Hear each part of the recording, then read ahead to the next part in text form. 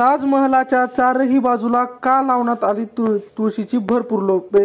चला तर मित्रांनो जाणून घेऊया। उत्तर प्रदेशाच्या आग्र्यामधील ऐतिहासिक वास्तू ताजमहल बघण्यासाठी देश विदेशातील हजारो लोक येतात।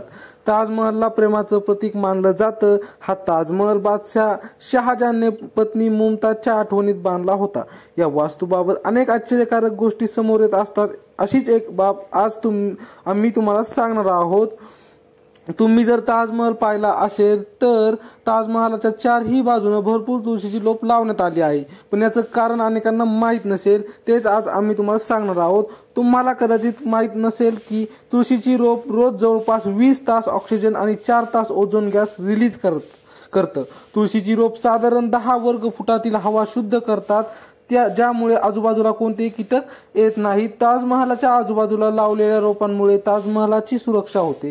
तुळशीच्या रोपांमधून निघणारा ओझोन गॅस सूर्याच्या नुकसानकारक किरणांपासून ताजमहालाचा बचाव करतो। तुम्हाला वाचून ऐकून आश्चर्य वाटेल की ताजमहालाचा प्रदूषणापासून बचाव करण्यासाठी इथे जवळपास 80,000 तुळशीची झाडे लावण्यात आली आहेत।